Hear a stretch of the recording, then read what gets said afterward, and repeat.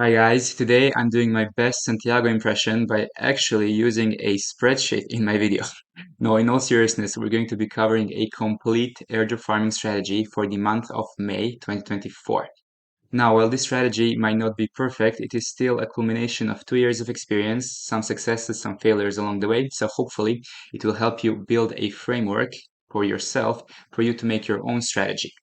Of course, this is a quick disclaimer as well. None of this is financial advice, and you need a minimum of 1 to 3 hours a week to dedicate to this, and a minimum of $500 because with all the anti-Sybil strategies, the volume is becoming more and more important, and airdrop farming with less than $500 just doesn't make much sense. All right, with that out of the way, let's get started with some basics. All right, so if you're already experienced and you just want to skip to the strategy part, feel free to go to the third slide. But for people who are just starting on their airdrop journey, this is the basics you need to understand. You cannot be in crypto and not have a VPN. VPN just protects your online identity, it gives you an extra layer of security, and it is just a must-have. A lot of the things you will be forgiven in the crypto world, but not having a VPN is not one of them. Personally, I've been using Nord, and this one has been really great for a couple of years already. They have a web protection feature as well, and I just don't have any complaints for that. It is only $3 a month, and for you to have a peace of mind for that tiny amount, it is just something that I highly recommend. Now, regarding the security, always, you have to always start with the official Twitter account. You do not have the luxury of just typing in the ZkSync, for example, in Google, because first of all, you might click on a scam. And if you mistype something, like for example, one time, I remember I typed in ZkSync instead of ZkSync, and then I was like, wait a second, this isn't the official website. So yeah, phishing scams are everywhere, and you just have to be sure to protect yourself from these reasons. Another thing that you can do if you're farming on maybe multiple wallets, then the best strategy that you can use is to have a privacy browser. The one that I've been using for a long time now is the Ads Power profiles, and this one just helps you keep very organized, and it just makes your life so much easier. Also, the proxy service is also a great option because this gives you an extra layer of security and privacy during your crypto adventures. Hey crypto fans, as airdrop hunters and crypto enthusiasts, we are constantly in risk of being scammed from protocols and people that want to drain our wallets and enter into our computers. That is why we partner with proxy sellers for our proxy services, and the great about their services is that you can select many crypto-friendly countries and you can even mix a package of different countries for your proxy services. You can select many of the different proxy options, including your residential proxies. And it's super easy to get it. You just select the country, then you can put the amount of proxies that you want. Let's say that I am farming with 10 wallets. Just click on buy, and here on redeem code you can put a referral CCS15, and you can see how the price downs a 15% for all these proxy services and 10% for residential services. So don't wait anymore, be safe as an airdrop hunter and crypto enthusiast, so you are always in control when you are online. Use our CCS15 refer code, and first link in the description is your link to get your proxies with us and proxy seller. Now, regarding the basic strategy that you should never do is you should never send funds between your airdrop farming wallets. Obviously, if you're sending funds between your wallets, then this forms clusters of wallets, and many projects in the past, such as Arbitrum, have excluded airdrop farming clusters from their criteria. For example, Arbitrum had the cluster of 20 wallets, so if 20 wallets were connected, then they were disqualified. However, I'm pretty sure that the future airdrops will have a much tighter airdrop clusters criteria. For example, if you want to send funds between your wallets, the safest and the recommended way of doing that is you send from wallet 1 to centralized exchange 1, then you send from centralized exchange 1 to centralized exchange 2, so for example from Binance to KuCoin, and then you send from KuCoin to your other airdrop farming wallet. This is probably the safest. While it does take a little bit of time, it is the best way to move funds around. Another strategy that you can use if you're using many wallets and this would take just too much time, then you can also have something called a bridge wallet, where you basically have airdrop farming wallet 1, 2, 3. They are connected with, for example, bridge wallet 1, and then you move these funds to the bridge wallet, and this bridge wallet sends the funds to another bridge wallet that funds other accounts. These are all strategies that we talk about in our Discord all the time, and Generation has made a great video how to do this on a big scale. So if you are interested in that kind of stuff, feel free to watch our video regarding this from the past. Now, of course, another thing you need to keep in mind is you cannot also send funds to a centralized exchange all to one centralized exchange address. If you're sending from 10 wallets to one address, then come on, that is not going to work because this is all on-chain activity that can be tracked and filtered. So please be careful that not to link all of your wallets to one specific centralized exchange. Another thing to keep in mind is that you should make your transactions as random as possible. So you need to make sure not to be using the same amount of money, the same time. So if you for example, do 5 transactions of $100 across 5 different wallets, that's obviously kind of fishy.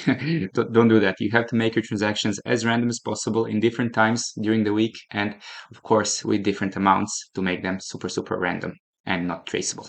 Of course, you need to understand that all of these strategies are very fluid. They change almost on a weekly basis, and the best way to keep up to date is to actually be in the loop, to be in the talk with people who are doing this as a full-time job. We have taken this very seriously over the last year and a half. We have grown our Discord community to be very helpful to each other, very successful altogether. And if you want to be part of this success story, make sure to join in our Discord. And of course, we have an airdrop tracking application that helps you keep organized with all the stuff, because tracking this on an Excel spreadsheet is just madness. This one really makes a job a lot easier. We also share many different alpha, not just related to airdrops, but many different perpetual dexes, many different airdrop portfolio allocations and strategies, as well as other ways for you to make it in this crypto arena of 2024 and all the years in the coming future. All right, starting with strategy, my main 3 priorities for the month of May are ZkSync, Scroll, and Hyperlane. ZkSync has still not had the official snapshot announcement, and even though we speculate that the airdrop is just around the corner, until we get the official snapshot announcement, I am still pushing volume, still getting transactions in, and making sure to get every possible qualifier for May out there. My favorite dApps are SyncSwap, Izumi, and Zi-Fi or Paymaster, which basically lets you account abstract and pay in any different token, which is speculated to be a multiplier. SyncSwap is super straightforward. You have the swap feature, you have the pool feature where you can deposit your liquidity for some APRs, and most importantly, they are multi-chain on both ZkSync, Scroll, and Linea if you're also farming Linea, but for the most important part, ZkSync and Scroll. On ZkSync, you should definitely use the Paymaster feature, which is actually the ability to pay the gas in any token of your choosing.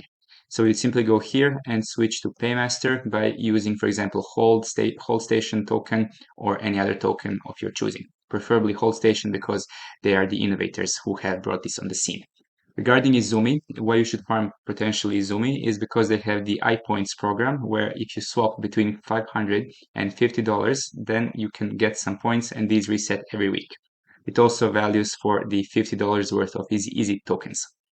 Now, the last one is the one we talked about before. This is the Zi-Fi. This is potentially going to be a multiplier, but the most important thing to note here is that it is probably the best DEX aggregator because it gives you the best prices if you're swapping a lot of volume. For example, more than $1,000. I have always found that this one gives me $1 to $5 more than any of the other DEXs where I'm swapping my tokens on ZkSync. Now, another super easy way to get transactions in on many tokenless layer 2s, such as ZkSync, Scroll, and others, is by using the layer 3 platform, which lets you collect cubes, and they also have an ongoing campaign currently that is in final stages.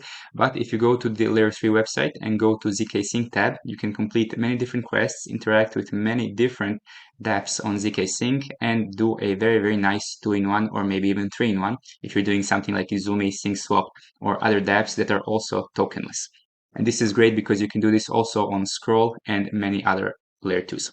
Now, another thing that you can do also is to do some kind of developer interactions by deploying contracts on many different layer 2s. You can use OWL2. Their official website also has the check-in, which is like extra daily interaction that you can do to get unique smart contract interactions. And lastly, I would not recommend you just do this one in huge amounts because it is kind of Sybil behavior. But if you just want to build up transaction volume and unique smart contracts, you can simply get these ZK stars. They are available on ZkSync Era, Scroll, and many other Ethereum layer 2s. Just keep in mind that they're probably worthless NFTs and you're probably burning money, but you're getting different kinds of interactions, and sometimes that is all you need. Okay, let's take a look at some bridges now. So we have my absolute favorite, the Minter by Merkley. They have recently introduced Hyperlane routing, and they actually let you send actual tokens instead of just worthless NFTs or tokens that just don't have any value. So you can send between Base, Polygon, Scroll, Manta, and many others. They recently introduced Mode as well. And you need to understand that the routing between Base and Polygon, so if you use Polygon as a destination chain, this is usually the cheapest, and all the other ones are usually between $1 to $4. Most of them are $1, but if you send to Scroll, this is between $3 to $5 depending on the gas congestion. Okay, the other one that you can use, and you should definitely use, is the EVM to Cosmos. So the Hyperlane Nexus bridge, which is one of the biggest flagship projects developed by Hyperlane technology. And the easiest route that you can use is Arbitrum's TIA Neutron, so TIA-N. You bridge this one to Neutron, and then you can send this to Celestia, and then from Celestia back to Arbitrum. This is a route that I usually like to do. And remember, guys, volume is king. If you're using this with $10 or $20, first of all, it is very costly because sending from Arbitrum to the Celestia and Neutron chains, it's only $1, but sending from Cosmos to Arbitrum is going to cost you between $3 to $5. So keep in mind that it is not really worth it to do this with $20 or $30. Make sure to use a lot of volume and to be maximum capitally efficient. Also, you can send funds between Injective and Injective EVM. This is one of the newest integrations, and Injective EVM is basically an Injective compatible EVM blockchain. Also, we have something called the Nautilus Bridge. This is another one powered by Hyperlane, and this basically connects Binance Smart Chain, Solana, and the Nautilus chain. Currently, you can send the ZBC token, and don't be alarmed, this one has dumped by 90% a couple days ago, but it's just because there's a new contract.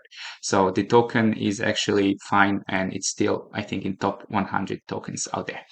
But yeah, anyway, you can send this token across different blockchains. There's really not much to do on Nautilus chain at the moment, but if you just bridge in and wait maybe half an hour, bridge out, it's something you can do.